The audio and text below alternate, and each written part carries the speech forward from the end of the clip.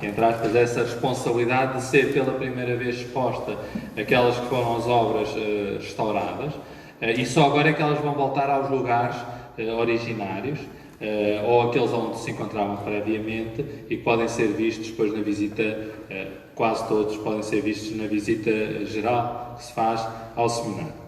E portanto penso que este dia é especial por isso. Para nós então é sempre um privilégio poder contar com esta colaboração.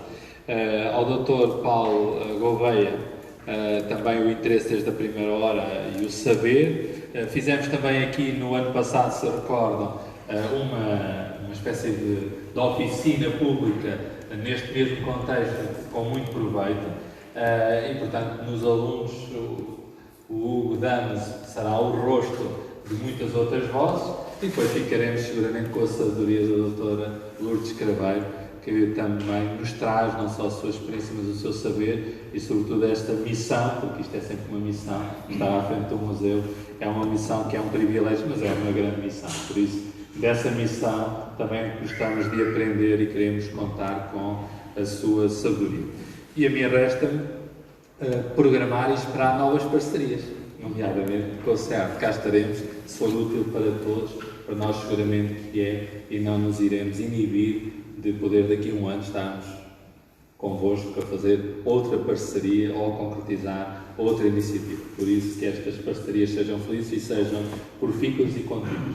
E quem sabe também com o museu temos tantas ligações, pelo menos de alguns autores, sendo o museu temos um património tão rico de arte sacra, pode ser também aí uma ponte de alguns quadros, de alguns autores. Portanto, da nossa parte estamos disponíveis, se formos úteis para essa parceria.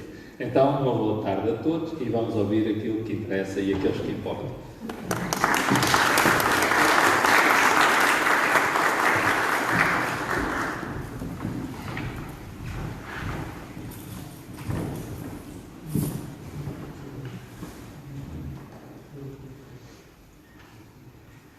Boa tarde a todos.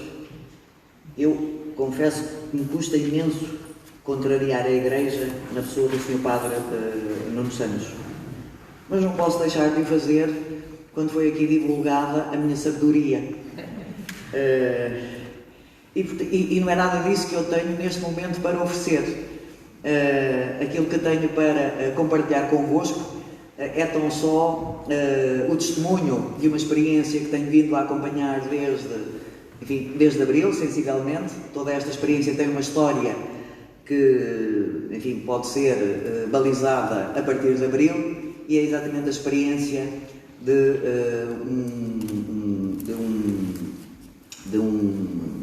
uma ocorrência verificada no Museu Nacional de Machado de Castro. Mas em primeiro lugar eu queria obviamente agradecer o acolhimento sempre generoso do Sr. Padre Nuno Santos e agradecer também veementemente a possibilidade que o SEART nos dá de aqui partilhar esta experiência que tem a ver com a preservação patrimonial. Felizmente conhecemos-nos nós e o SEART há muitos anos, e é sempre uma grata recordação evocar todos os momentos de partilhas a vários níveis, não exatamente pela minha parte, não exatamente a partir do Museu Machado de Castro, mas a partir da Faculdade de Letras da Universidade de Coimbra. E portanto, desde sempre e há longo tempo, de facto, essa osmose e essa capacidade de partilha a vários níveis, nomeadamente formativos, faz também parte de um currículo conjunto entre nós. E essa situação é obviamente uma situação que nos sensibiliza também muito a nós. E foi exatamente por isso que, reconhecendo evidentemente toda a carga qualitativa que decorre e sistematicamente é gerada no SEART, foi exatamente por isso que em abril, creio eu, contactei o SEART. Isto porque, e isto tem a ver com a história que iria contar, sem nenhuma sabedoria, em abril, quando entrei na direção do Museu Machado de Castro, confrontei-me com uma situação de fragilidade. Maiormente uma sala de reserva que acolhe a pintura e a escultura de madeira oferecia alguns problemas de estabilidade no âmbito do controle da temperatura, das condições térmicas e de umidade. E isso provocou imediatamente a necessidade de intervencionar as peças, de desocupar a sala e de proceder a um campo de limpeza que tinha que ser célebre. E é exatamente nesse contexto que contactamos o SEART e sondamos a possibilidade de auxílio. E o SEART respondeu, qual bombeiro sempre disponível, respondeu afirmativamente, através dos mecanismos que nos podia oferecer, da cedência, se me permitem assim falar, de pessoas, de 3 valentes estagiários que, a partir do dia 7 de junho, se a memória não falha, trabalham connosco nessa campanha de conservação preventiva, porque é disso verdadeiramente que estamos a falar, das peças do Museu Machado de Castro, em reserva de pintura e escultura em madeira. E a operação não passava, de facto, nem pode passar, infelizmente, por ações de restauro mais profundas. Aquilo que é neste momento uma emergência, e que é uma emergência desde junho, é efetivamente a limpeza e a conservação possível daquelas peças, umas em condições mais felizes, outras nem tanto. Porventura, no momento seguinte, teremos essa capacidade, essa possibilidade de enfrentar outros desafios no âmbito da conservação e restauro. Que agora não é possível, porque agora temos de facto que atender a esse volume grande, eu não tenho aqui o número exato de peças, mas é um volume considerável de peças entre a pintura e a escultura de madeira. Um processo de facto célere, um processo coordenado entre a equipa dos 3 estagiários, que se articulam connosco, a Maria Barbosa, a Teresa Santos e o Luís Cavaca, que num espírito de cooperação e de cordialidade e de amor ao trabalho, todos os dias se articulam com os assistentes técnicos na área de conservação do Museu Machado de Castro. Não temos, o museu não tem um técnico superior de conservação e restauro. Por isso, fizemos mais e pedimos ainda mais ao SEART a disponibilidade de uma coordenação técnica e científica que o Dr. Paulo Gouveia gentilmente, generosamente nos oferece desde o primeiro dia. Sistematicamente, com uma grande regularidade, o Dr. Paulo Gouveia dirige-se ao museu, verificando procedimentos, avançando com possibilidades, retificando determinadas atuações, e o trabalho até agora resulta verdadeiramente positivo. E de facto isso ocorre a partir desta parceria estabelecida entre, e de uma forma quase informal, de uma forma intensamente humanizada, entre o Museu Machado de Castro, os técnicos do Museu Machado de Castro, o pessoal do Museu Machado de Castro, os técnicos superiores responsáveis pelas coleções, que com eles se articulam também, e com toda a equipa do SEART. É claro que mesmo uma intervenção no âmbito da conservação preventiva oferece muitos desafios. Não é limpar com os produtos adequados e pronto, e passar ao outro. E todos os dias eu poderia dizer que, mesmo sem intervenções profundas, há sempre um debate contínuo. Há uma discussão prévia sobre as peças, averiguando e discutindo o estado de conservação atual, até onde se pode ir, discutindo nomeadamente o que é aquela peça, estamos em frente aqui, qual é a iconografia, qual é o tema ali representado, qual é a pertinência dessa representação. Há todo um mar de cogitações que se levantam com o olhar e o debruçar sobre cada uma das peças. E muitas vezes surge uma tensão que imagino que não seja apenas neste âmbito desta limpeza enfim, mais rápida e sumária deste conjunto de peças, que é exatamente a percepção dos limites, até onde se pode ir, até onde não se deve ir, até porque há uma espada sobre a nossa cabeça, que é a necessidade de, em tempo recorde, e infelizmente o trabalho dos 13 estagiários do CEART remata-se no final deste mês, e portanto temos toda essa necessidade de proceder, enfim, abarcar o maior conjunto de peças possível. E este trabalho passa, obviamente, não apenas pela limpeza, mas em muitos casos pela consideração no âmbito da fixação de pigmentos, que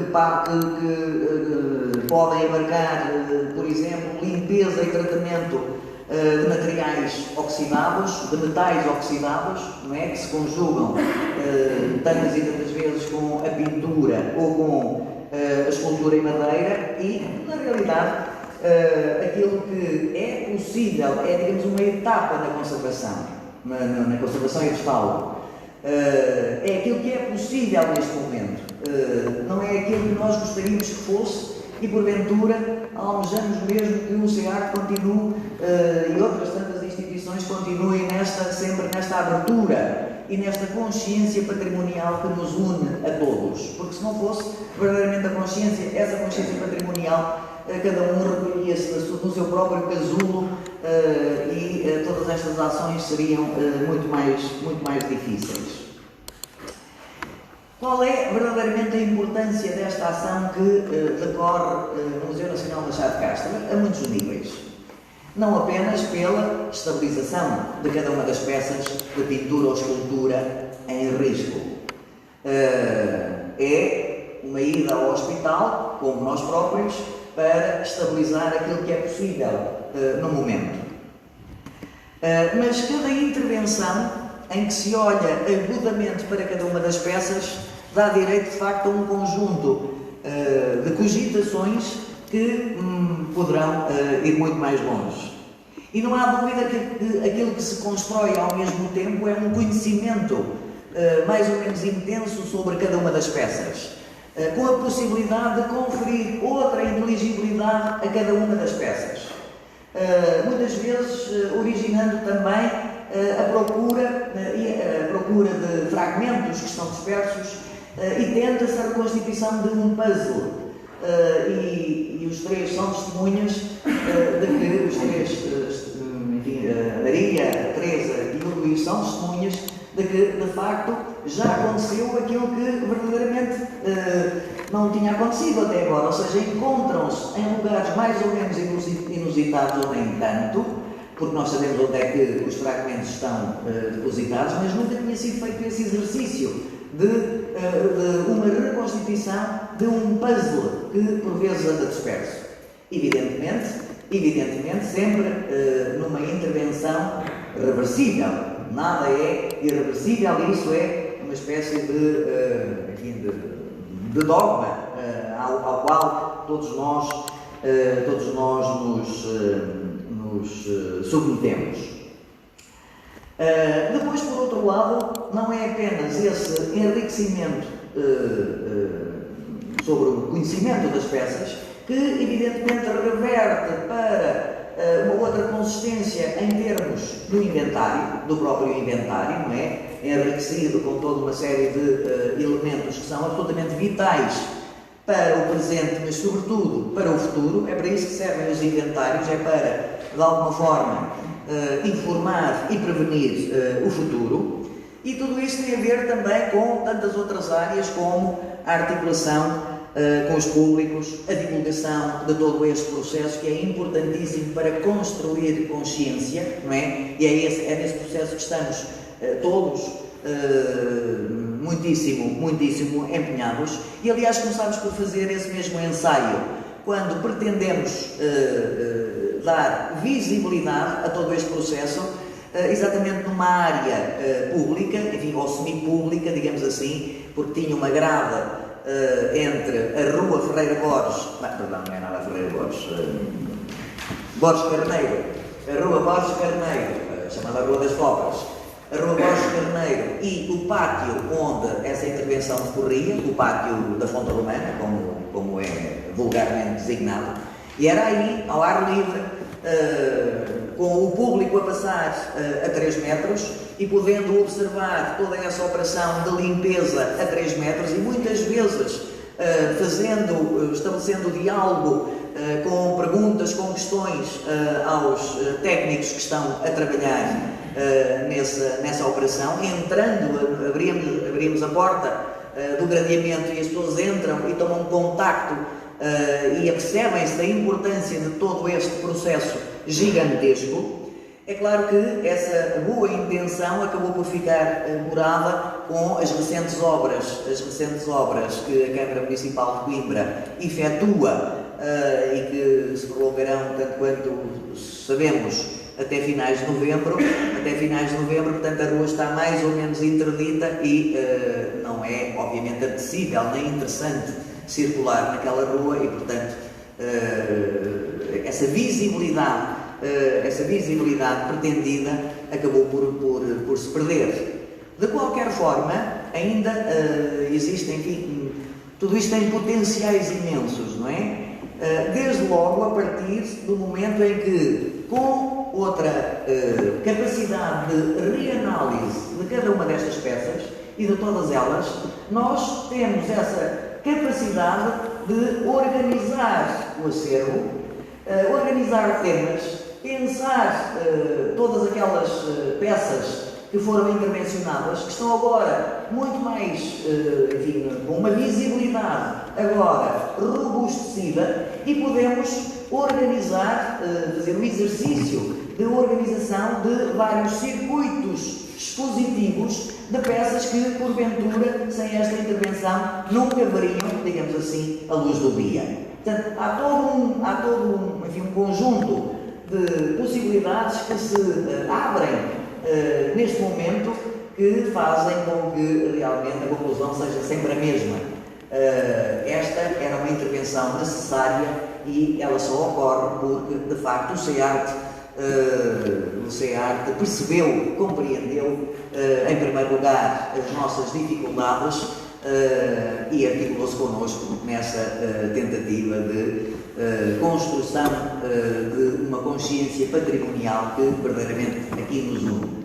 E realmente Coimbra, eu não sei se Coimbra será um local privilegiado, mas privilegiado neste sentido, da capacidade de congregar pessoas, instituições. É uma cidade relativamente pequena. As pessoas que trabalham na área da cultura e do património mais ou menos conhecem-se e, portanto, é verdadeiramente hora, e não é com estes procedimentos que esse processo começa, não é? Já tem vindo a acontecer várias iniciativas que bem o demonstram, mas é talvez a hora de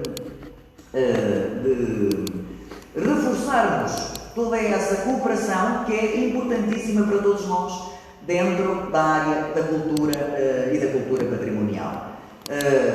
O ensino superior, a Universidade de Coimbra, as casas religiosas que têm dentro de si um material, um acervo indefinido de peças, muitas vezes sem o devido reconhecimento, em peças às quais ninguém dá importância, desde logo pelos que as tutelam. Estou a falar no âmbito de várias instituições, igrejas que têm enfim, peças completamente ao abandono nas sacristias, mais ou menos nas dependências dos armazéns, mais ou menos colorentos, bafientos, e que necessitam verdadeiramente de um outro investimento. E eu creio que talvez seja a partir de iniciativas como esta, que está aqui agora a acontecer, que envolveu particularmente, e neste caso concreto, o Seminário Maior de Coimbra e o CEART, é a partir deste exemplo que uma vida futura e uma consciência futura pode frutificar. E não teria muito mais a dizer. Muito obrigado pela vossa atenção.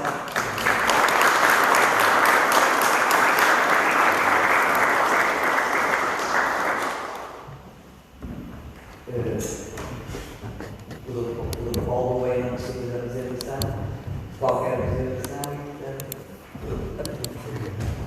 Força.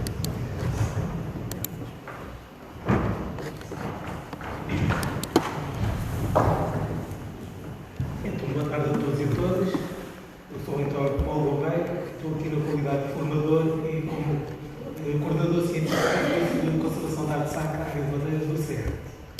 Porém, eu sou apenas um arroz de uma vasta equipa de profissionais escolhidos, entre os quais está aqui presente a doutora Tânia Territorial, que é uma peça fundamental na estratégia da equipa e com a qual também colaboro docentes do Politécnico do Tomar, Sacra, da Conservação e Gestão, e também docentes da Faculdade de Letras da Universidade de Coimbra.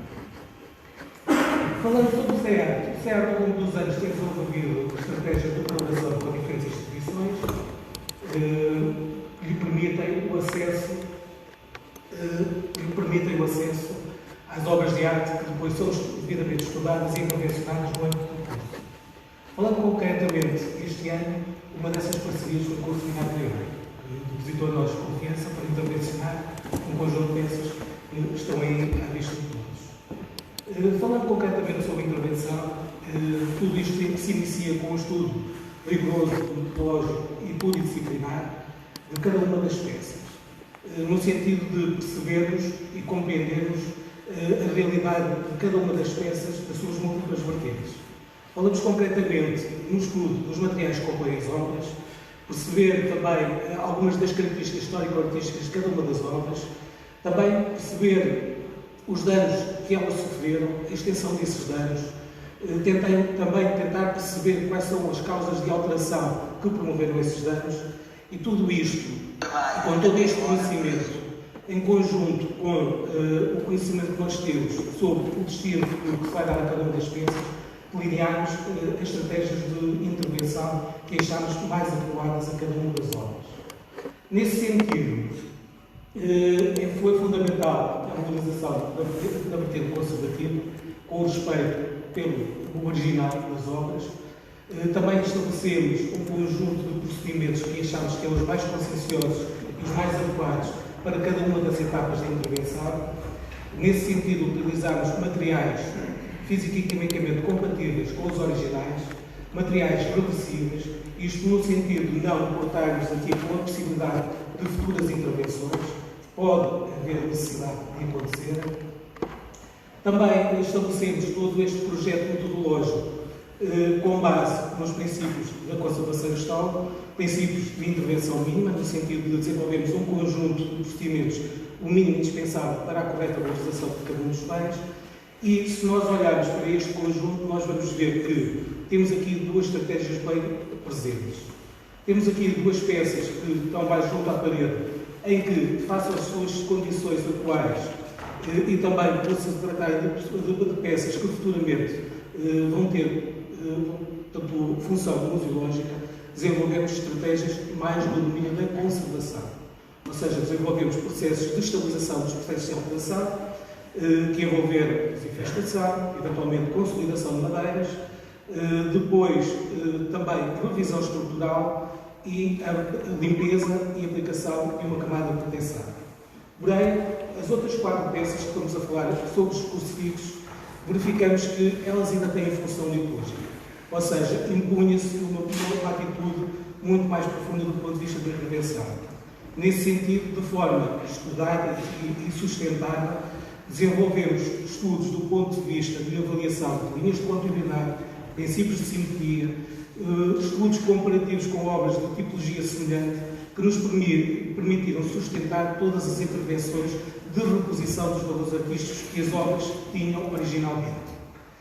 Falando um bocadinho então ainda sobre o curso propriamente dito, o curso é um curso extremamente intensivo, envolve cerca de 1000 horas de formação em contexto de sala de aula e também em trabalhos de oficina, que depois é finalizado com 500 horas com formação em contexto de trabalho. É nesta fase que os nossos formandos são colocados em empresas e instituições de referência a nível nacional e, por exemplo, este ano, a nível de instituições públicas, estabelecemos então uma parceria com o Museu Nacional Machado de Castro, o caso do Museu de Faro, e a nível empresarial também colocámos vários formandos em empresas de referência a nível nacional, tais como Signil Gestão do Património, o Ateliê Santiago, a Arte Hoje, o Instituto de Conservação e Salvaguarda do Património, a Patrícia Ventura, a Signil Conservação e Gestão ou a Marcinar. E penso que não esqueci nenhum. E desde já também deixo uma palavra de agradecimento a todas estas instituições porque tiveram um papel extremamente importante, tanto do ponto de vista de colaboração com o CEAD, mas principalmente como entidades que permitiram e complementaram a formação de cada um dos nossos formandos.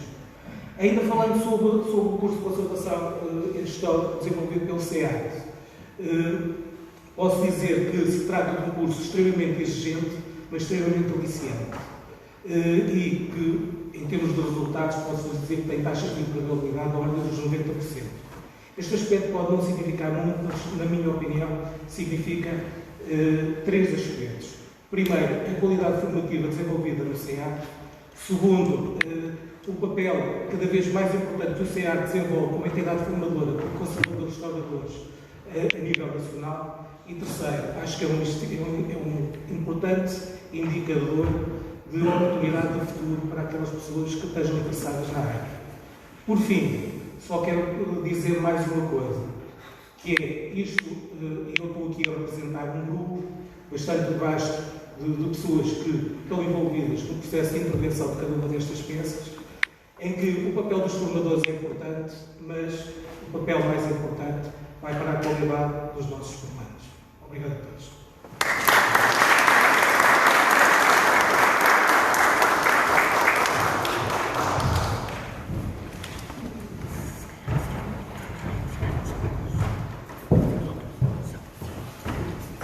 Boa tarde a todos. O meu nome é Hugo Dantas e sou, a partir de agora e oficialmente, técnico de especialista em conservação e restauro de madeira e palha. Olha, foi com muito gosto que eu recebi o convite para dar aqui o meu testemunho sobre o curso lecionado pelo CEAD. E eu vou falar aqui um bocadinho da minha experiência antes do curso, durante e depois do curso. Então, eu estudei Engenharia Mecânica e trabalhei durante alguns anos numa fábrica e mais recentemente era orçamentista de material médico e hospitalar. Mas eu não me sentia realizado na minha profissão, não gostava de trabalhar 8 horas por dia em frente ao computador, pessoalmente não era o meu gosto.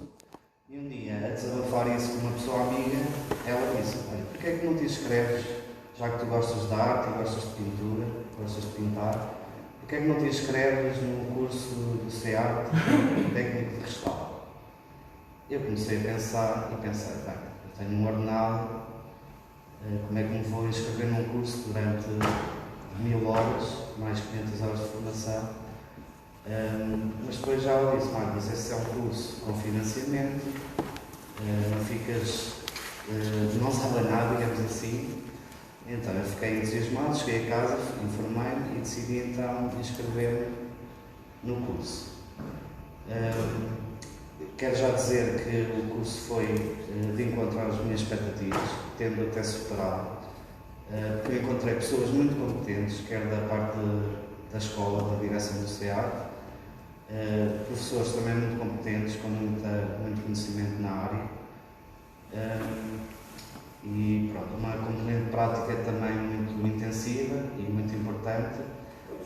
Nós tivemos a oportunidade de trabalhar nas peças que nos foram cedidas temporariamente do Seminário Maior de Coimbra, da Paróquia de Miranda do Corpo, algumas peças, e também da Casa das Irmãs Hospitaleiras de Coimbra, que nos disponibilizaram uma peça extremamente interessante, um baixo alto relevo, em que tivemos a oportunidade de trabalhar intensivamente nela e pela qual eu fiquei com muito gosto, porque acho que o resultado foi muito bonito. Estas peças também, acho que também ficaram, foi muito interessante preservá-las, sobretudo. Eu confesso que não preparei muito o discurso, achei que ser espontâneo que seria uma mais-valia, mas pronto, quero dizer que foi um curso muito interessante, que nos prepara realmente para a profissão de conservador. Eu já fazia alguns trabalhos, já tinha feito alguns trabalhos para uma empresa de um amigo meu, mas agora estou muito mais apto para intervir nas peças, com muito mais segurança e mais responsabilidade, claro. E aconselho a todos que estejam indecisos e que sigam os seus sonhos, que sigam as suas vontades, que arrisquem, porque realmente vale a pena. Eu neste momento já estou empregado na área, estou a trabalhar na empresa, no Instituto de Conservação e Salvaguarda do Património, e espero ficar muitos anos. A minha intervenção acaba aqui. Quero só agradecer ao Seminário Maior pela disponibilidade, pela disponibilização das peças. Nós tivemos a oportunidade de intervir em grupos, em pequenos grupos, em cada peça, mas também íamos vendo as intervenções dos outros colegas e opinando e vendo. Cada peça tem as suas características e tem as suas intervenções próprias. Umas precisam mais de umas coisas, outras de outras. E foi muito importante para mim aprender o que aprendi sobre a história, sobre a química, sobre as diferenças entre preservação, conservação e restauro. É muito importante depois, quando aplicado na prática, quando é aplicado na nossa profissão. Quero agradecer então ao seminário pela disponibilidade das peças e às irmãs hospitaleiras também, à empresa que me acolheu, que me recebeu muito bem e onde eu agora estou a trabalhar, ao Dr. Luís Rocha e ao Dr. Luís Lima, por todo o apoio que sempre nos deram, sempre se preocuparam que não nos faltasse nada. E sobretudo ao Dr. Paulo Gouveia e à Dra. Tânia Porto Real por todo o apoio também que sempre nos deram. E eu tenho a certeza que falta aos meus colegas. Eu encontrei também um grupo unido, muito unido. Esqueci-me de dizer que também tive a oportunidade de fazer o Erasmus em Milão. Foi muito enriquecedor também para mim. Conheci muitos monumentos que gostava de visitar e aconselho toda a gente a frequentar este curso, porque é um curso muito bom e com futuro. Muito obrigado.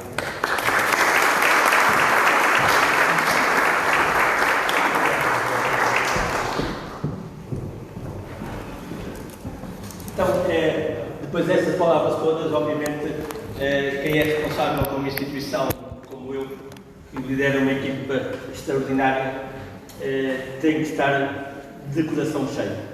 E é de facto, como eu me sinto, de forma muito honesta e muito simples, é de facto assim.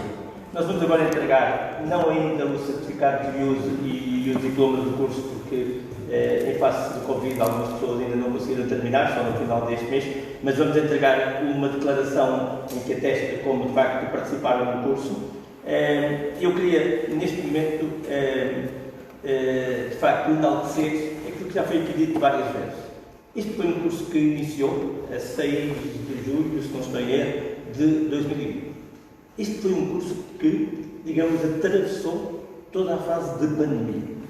E numa área técnica, numa área científica, numa área de formação muito sensível.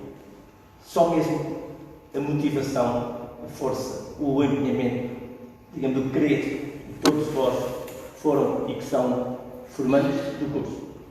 e também o espírito de serviço e de capacidade de mobilização da extraordinária equipa de formadores que nós temos.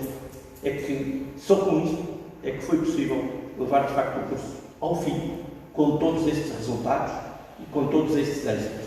Estão de parabéns cada um de vós, está de parabéns a equipa do CEART, agora mais interna, que é de facto uma equipa magnífica, começar pelo Dr. Luís Lima e, digamos, acabando na Dra. Cristina, que é a diretora adjunta do centro. Aqui não há mais ou menos importantes, somos todos importantes nesta equipa. E, de facto, eu acho que é extraordinário estarmos aqui hoje a reconhecer tudo aquilo que foi feito ao longo deste último ano. Portanto, eu pedi à Dra. Cristina que entregasse a cada um de vós, ou que chame cada um de vós, para, neste momento, vos entregar então este certificado. E pedi à mesa que depois entregasse também um, e ao seu Padre Nuno que viesse aqui à frente também. E a Dra. Glória Santos, vogal da administração do SEAT. Não entrego. Não participaram no curso. Ainda não. Então, o António Manuel de Sousa Neves.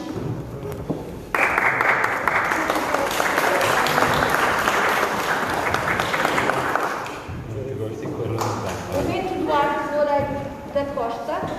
Está? O Bento está?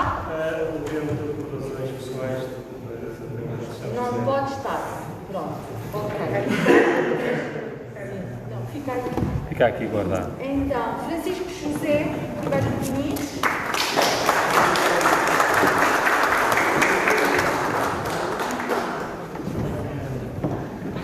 Hugo Daniel Henriques Simões.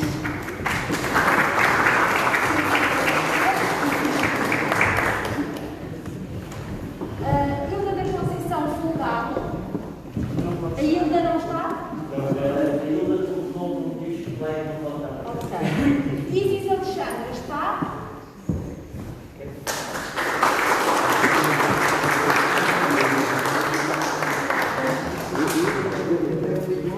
Entrega um diploma.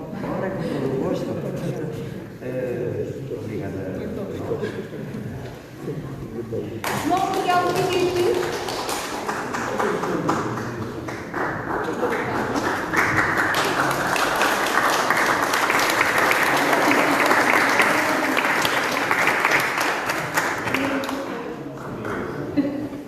Luís Miguel Gomes.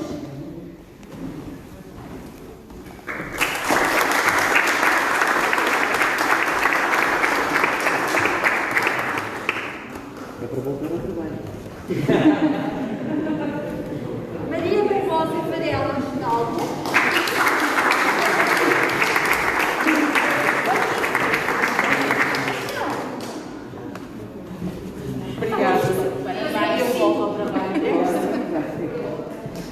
Maria Teresa Martins Santos.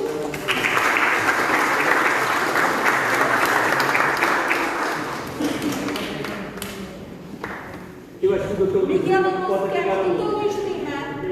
Dr. Luís Lima. Eu acho que ele pode entregar o.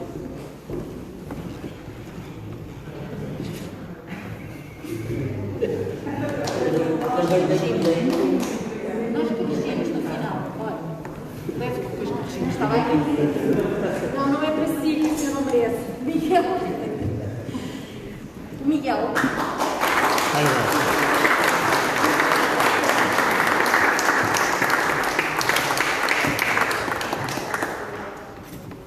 O Nuno Vaz Gerardo.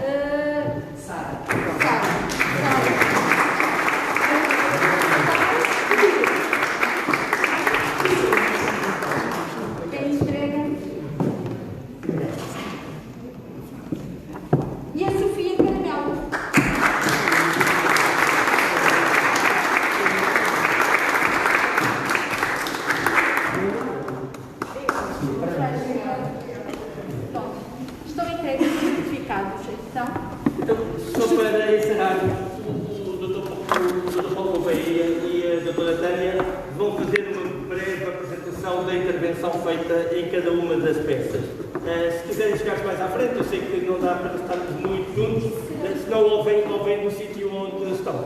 Se calhar o relatório de intervenção, conservação e restauro. Dr. Luís Lima, isto também é responsabilidade sua. Se fizer o favor, explica o que está aqui. Se calhar é mais fácil no microfone, lá em casa e aqui. Vamos ver se ele sabe a lição. Agora fui apanhado na esquina. Mas pronto. Arranjamos sempre umas surpresas destas.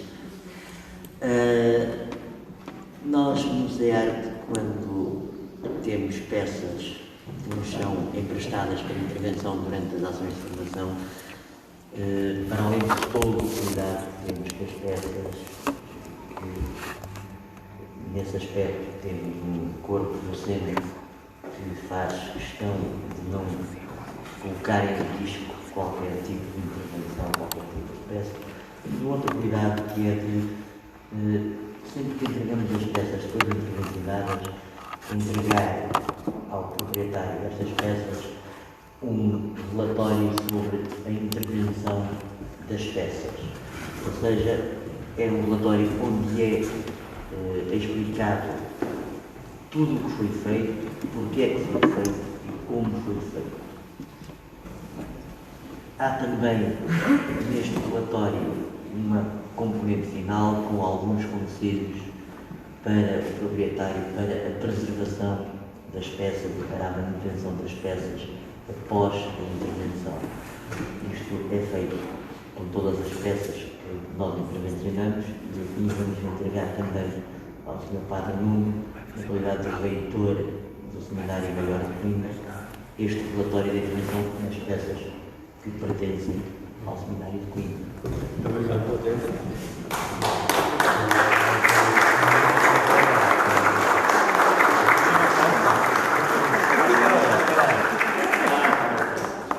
Então agora uma série, ok. Eu costumo dizer para se rir. Então, agora podemos. Então, para finalizar, eu convidava toda a gente a olhar para o folheto que tem nas vossas mãos. Nos folhetos temos apresentado uma fotografia do antes das intervenções e nestes cartazes que vocês encontram junto das peças, vocês podem ver algumas das formas de intervenção em cada uma. E o resultado final são as próprias peças que eu convidava a todos a podermos ouvir um bocadinho do nosso trabalho. Obrigado. Então pode-se ver ali? Podemos ver ali. Não, claro que eu estou aqui. Então é o seguinte, nós temos aqui duas peças, que é esta arte docendíssima e este menino, que do ponto de vista de intervenção delineámos uma estratégia mais a nível conservativo, isto tendo em consideração o estado em que se encontram e também por serem peças que vão, em termos futuros, integrar o espaço museológico daqui do Seminário Madeira. Depois temos aqui este conjunto de crucifixos que já foram alvos então de um conjunto de ações mais profundas, mais no domínio do restauro. Por exemplo, neste Cristo, tratámos os elementos metálicos, tratámos toda a estrutura da madeira. Houve necessidade de fazer a reconstituição de alguns dedos e nesse sentido, portanto, procurámos sustentar a nossa intervenção com base em princípios de simetria, em princípios de conhecimento de comparativo de peças de semelhante tipologia que nos permitiram fazer o levantamento de como é que se viam estes dedos e houve a reposição dos dedos em falta. Também tínhamos aqui uma outra particularidade, que é em termos das gotas de sangue, que havia algumas que já tinham sido perdidas e nós simplesmente repusemos. Isto no sentido de valorizar a obra, tanto do ponto de vista físico como do ponto de vista artístico, estético e histórico, devolvendo a sua função original e devolvendo os seus valores originais. E nesse sentido trata-se de uma peça que continua a ter a sua própria função litúrgica. Neste caso, procuramos também, e em todas as peças, quando eu falo, há bocadinho está a falar nos domínios conservativos, estabilização dos processos de degradação que envolvem desinfestação, consolidação de madeiras, revisão estrutural, limpeza, Tudo isso é comum praticamente a todas as peças, do ponto de vista de etapas do processo de intervenção. No entanto, umas ficaram por aí e levaram para a proteção e outras, a nível do restauro, houve a continuidade. No caso, com a reconstituição volumétrica, utilizando materiais compatíveis com os originais, depois utilizando, do ponto de vista da reintegração, portanto, materiais reversíveis. Isto no sentido de não inviabilizar intervenções futuras. Também para dizer que os elementos metálicos são devidamente estabilizados e tratados. Estas obras são compostas por diferentes tipos de materiais, madeiras, colas, normalmente colas animais, temos elementos metálicos, temos preparações com colas animais, temos depois folhas metálicas, utilizadas do ponto de vista decorativo e também depois metal propriamente dito com acrescentos, e também temos algumas peças que têm elementos de vidro. Vejam que existem diferentes materiais numa mesma obra e nós muitas vezes temos que os tratar separadamente. E simplesmente as estratégias de abordagem são sempre em função da materialidade do bem. Continuando então, houve os processos de estabilização e depois de valorização com a reposição dos valores técnicos e artísticos das mesmas. Este caso apresentava-se com uma particularidade fantástica e tremenda, que o tramo principal da cruz tinha uma curvatura extremamente acentuada, na ordem de quase cerca de 5 cm, e simplesmente aquilo que nós poderíamos verificar é que conseguimos corrigir. Não totalmente, mas quase totalmente. Outra particularidade interessante neste Cristo do Marfim é que em determinado momento sofreu um acidente, partiram-se as pernas e simplesmente foram colados com cola UHU e havia um desnível na colagem. Ou seja, nós tivemos que descolar, promover nova colagem, fazer preenchimento e depois reintegração com materiais reversíveis. Também neste crucifixo também tínhamos alguns elementos do esplendor que não existiam e, tal como vos dizia há bocadinho, por princípios de simetria, nós conseguimos fazer o levantamento da forma do elemento e fizemos a reconstituição das partes em falta, utilizando materiais compatíveis com os originais e, do ponto de vista decorativo, técnicas também muito aproximadas às originais da mesma obra. Por fim, no caso deste crucifixo, este crucifixo em determinado momento foi intervencionado, não da forma melhor, mas da forma que foi possível quem intervencionou, em que simplesmente fez um acrescento desta voluta que encontramos aqui. No entanto, ela tinha um aspecto extremamente tosco, e então nós tivemos que fazer restauro sobre restauro. Ou seja, tivemos que promover a retificação, a revisão, no sentido de tentar, pelo menos, dar um acabamento digno àquele elemento. Mas utilizámos o elemento do restauro. Podíamos ter substituído, mas optámos por manter. Portanto, e basicamente todo o resto do processo desenvolveu-se foi do ponto de vista de estabilização dos povos de degradação que a obra sofria, correção do ponto de vista estrutural, em que tivemos que substituir aqui um elemento de ligação, porque em determinado momento, portanto, isto tem uma espécie de uma placazinha com orifício onde encaixava e onde encaixa uma cavilha que prende o braço. E esse elemento estava fraturado, ou seja, nós tivemos que colar e depois substituir então o elemento de ligação. Portanto, basicamente, revisão estrutural e depois retificação de um anterior restauro e basicamente ficámos por aí. E com tudo isto, eu acho que fiz a apresentação das obras, mas convido todos, se quiserem, a ver algumas fotografias e algumas fases do processo e depois as obras, é o resultado final do trabalho destes formandos. Está bom? Obrigado.